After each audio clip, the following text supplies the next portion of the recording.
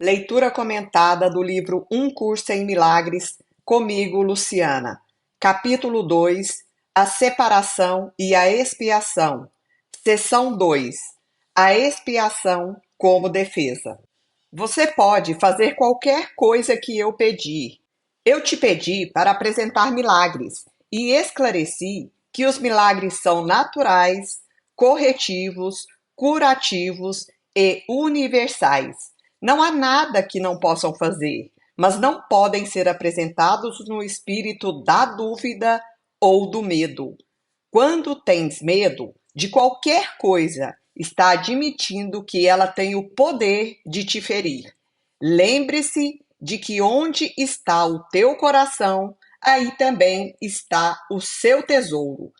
Então, tudo aquilo que a gente entende como milagre, aqui na nossa limitada compreensão humana, eles só podem ser manifestados e percebidos quando a gente tem realmente aquela certeza, aquela fé inabalável.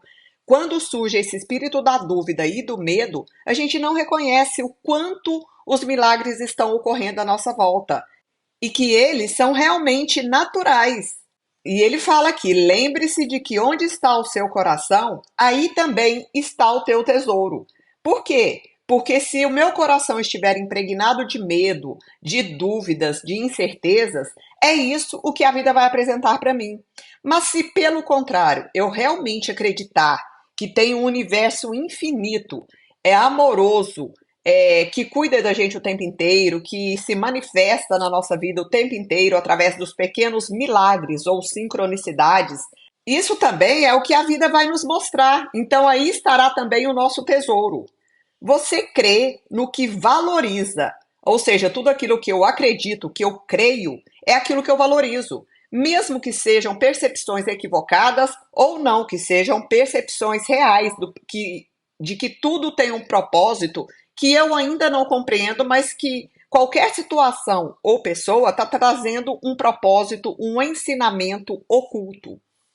Se está com medo, inevitavelmente está valorizando de forma errada. A sua compreensão dotará, então, todos os pensamentos com igual poder e, inevitavelmente, destruirá a paz. Por quê? Porque se eu vivo no medo, medo de que não vai dar certo, medo de que as coisas são difíceis, medo de que as pessoas são complicadas, medo de que eu não consigo realizar nada, a minha compreensão vai dotar todos os meus pensamentos com essa crença. É aquilo que eu acredito. E isso vai destruir a minha paz, que eu vou entrar numa busca frenética por algo que eu não vou encontrar nunca fora, do lado de fora. Isso é um entendimento, é uma reconfiguração que eu preciso fazer dentro de mim. É por isso que a Bíblia fala da paz de Deus que excede o entendimento. Essa paz é totalmente incapaz de ser abalada por erros de qualquer espécie. Nega que qualquer coisa que não venha de Deus tenha a capacidade de te afetar. Esse é o uso apropriado da negação. Não é usada para esconder nada, mas para corrigir o erro. Ela traz todos os erros à luz, e como o erro e a escuridão são a mesma coisa, corrige o erro automaticamente. Ele fala aqui da negação que não alimenta as ilusões, né, que a gente vê no mundo externo. Porque se a gente está acreditando realmente que as pessoas são ruins, que a gente é ruim, que a gente é incompleto, que a gente não é perfeito e que o mundo também é complicado, isso são distorções da nossa visão, porque elas estão impregnadas com tudo aquilo que eu acredito. E muitas vezes essas questões que eu acredito são inconscientes e elas são manifestadas na minha vida para que eu possa aprender a olhar para elas e entender que são ilusões criadas pela minha própria mente, pela minha ignorância. A ignorância é ignorar a realidade, é o desconhecimento da realidade maior. A verdadeira negação é um instrumento de proteção poderoso. Pode e deve negar qualquer crença em que o erro possa te ferir. Esse tipo de negação não é um encobrimento, mas uma correção. Então, eu não é querer esconder algo, negar algo. simplesmente para não falar sobre aquilo, para não olhar para aquilo. É uma negação na certeza de que aquilo é uma ilusão e que se não é para o bem maior, se não causa um bem no outro, em mim mesmo e no todo, então é uma ilusão. A certeza da tua mente depende dele. A negação do erro é uma forte defesa da verdade, mas a negação da verdade resulta em uma criação equivocada, que são as projeções do ego. A serviço da mente certa, a negação do erro liberta a mente e restabelece a liberdade da vontade. Quando a vontade é realmente livre, não pode criar equivocadamente, porque só conhece a verdade. Você pode defender a verdade, assim como o erro. Então é sempre uma escolha, né, gente? Por isso existe o livre-arbítrio. Eu escolho defender a verdade, um entendimento de que tudo tem um propósito oculto, tudo está trazendo uma lição, um aprendizado, ou eu escolho defender o erro, que é o ego que nos direciona para o sofrimento em geral, né? Para todas as questões que nos causam sofrimento. Os meios são mais fáceis de serem compreendidos depois que o valor da meta está firmemente estabelecido. A questão é saber para que isso serve. Todo mundo defende seu tesouro e fará isso automaticamente. E o que é o nosso tesouro aqui que ele traz? São as nossas crenças, aquilo que a gente crê, aquilo que a gente acredita. Sejam enganos, ilusões, distorções da nossa mente ou não. As questões reais são: qual é o seu tesouro e quanto você o valoriza? É uma pergunta que ele traz. Uma vez que tiver aprendido a considerar essas questões e trazê-las a todas as suas ações, terá pouca dificuldade em esclarecer os meios. Os meios estão disponíveis a qualquer momento em que os pedir. Contudo, pode economizar tempo se não protelar esse passo de forma indevida. O enfoque correto vai encurtá-lo incomensuravelmente. Então, se eu não ficar negando a situação, se eu não ficar rejeitando aquilo que é um problema, um desafio que se apresenta na minha vida, aí eu estou aberto para um entendimento do ensinamento que aquela situação ou pessoa está trazendo para mim nesse momento da minha vida. Então, esse enfoque correto, olhar a situação que a gente julga como problemática, complicada, olhar de frente, vai encurtar o tempo de quê? De incompreensão e de sofrimento, de dúvida e de medo. A expiação é a única defesa que não pode ser usada destrutivamente, porque não é um instrumento feito por você. O princípio da expiação estava em efeito muito antes de começar a expiação. O princípio era amor e a expiação um ato de amor. Por quê? Porque ele já disse anteriormente que a expiação é um desfazer dos enganos, das ilusões, é um ato de correção, de corrigir aquilo que a gente equivocadamente acreditou que era uma verdade. Atos não eram necessários antes da separação, porque a crença em espaço e tempo não existia. Foi só depois da separação que a expiação e as condições necessárias para que ela fosse cumprida foram planejadas. Então, quando todos nós éramos parte de um amor maior, de uma grande consciência, não estávamos olhando uns para os outros como separados, como realmente diferentes, porque na verdade somos todos, em essência, a mesma, filhos do mesmo pai, né? Então temos o mesmo DNA espiritual. Antes dessa separação, a expiação não era necessária. Então, se fez necessária uma defesa tão esplêndida que não pudesse ser usada equivocadamente, embora pudesse ser recusada.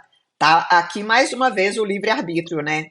A recusa, contudo, não podia transformá-la em uma arma de ataque, que é a característica inerente às outras defesas.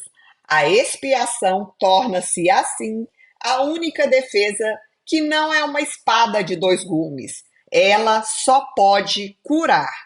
A expiação foi construída dentro da crença no espaço-tempo, de forma a estabelecer um limite para a necessidade da própria crença e, em última instância, para tornar o aprendizado completo. A expiação é a lição final. O aprendizado em si, assim como as salas de aula em que ocorre, é temporário. E o que é essa sala de aula temporária? É a vida, esse período de tempo maravilhoso aqui chamado vida. É o nosso período de aprendizados e de curas também, né? A capacidade de aprender não tem nenhum valor quando a mudança já não é necessária.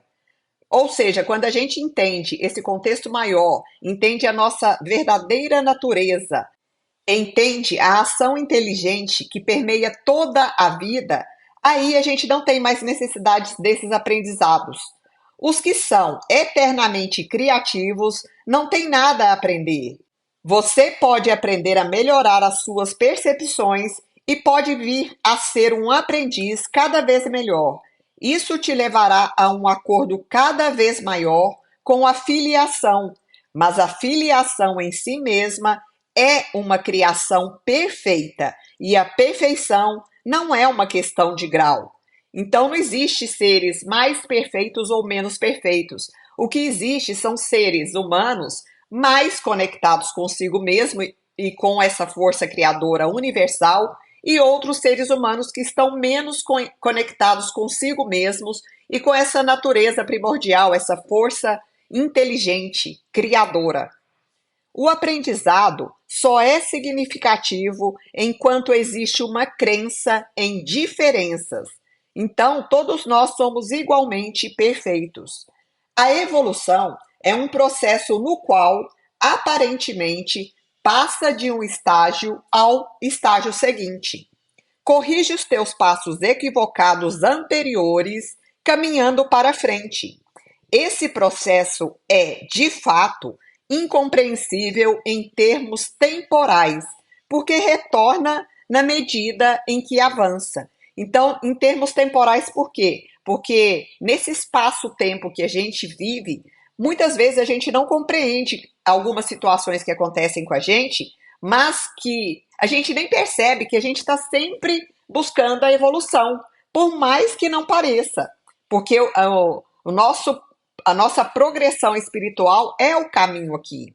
A expiação é o instrumento através do qual pode te libertar do passado na medida em que avança.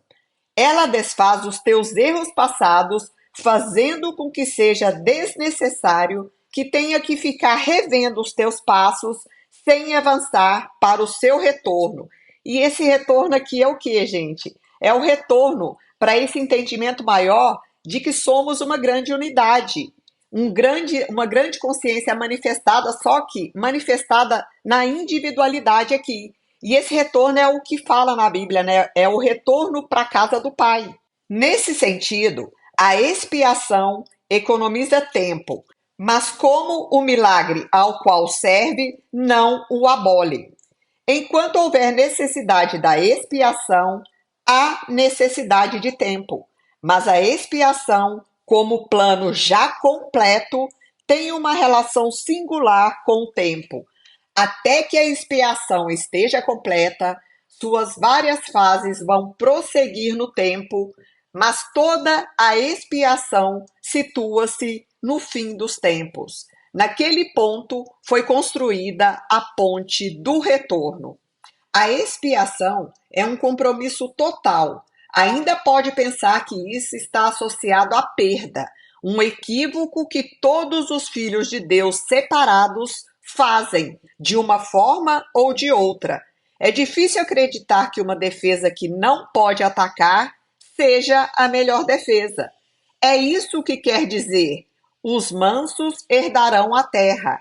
Eles, literalmente, a conquistarão devido à sua força. Uma defesa que funciona em duas direções é intrinsecamente fraca, precisamente porque tem dois gumes e pode voltar-se contra ti de forma muito inesperada. Essa possibilidade não pode ser controlada, a não ser pelos milagres.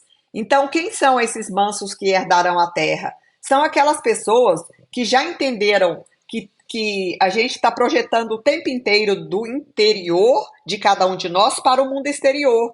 Tem uma frase muito legal que fala: conhece-te a ti mesmo, domina-te a ti mesmo e transforma-te a ti mesmo.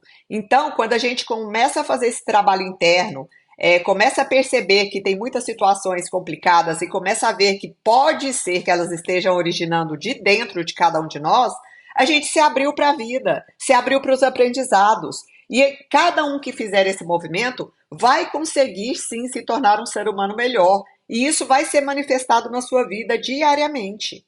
E por outro lado, aqueles que estão sempre na defesa, na autodefesa, se defendendo ou atacando outras pessoas, outros seres humanos, também estão vivendo um engano imenso. E é difícil reconhecer isso, gente, não é fácil. Mas ele fala aqui, ó, aí nesse caso, essa possibilidade, ela não pode ser controlada, a não ser pelos milagres. Então é onde entra uma das funções dos milagres, né? Que aí as pessoas que estão muito reativas, que estão muito dominadas por sentimentos, por emoções de baixa intensidade, aí elas começam a perceber através dos pequenos milagres que tem algo maior por trás de tudo, que age através de cada um de nós, né? O milagre volta a defesa da expiação para a sua real proteção. E na medida em que vem a ser cada vez mais seguro, assume o seu talento natural de proteger os outros, conhecendo a ti mesmo como um irmão e um filho.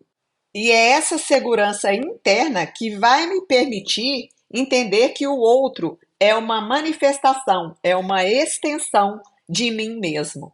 Fim da leitura.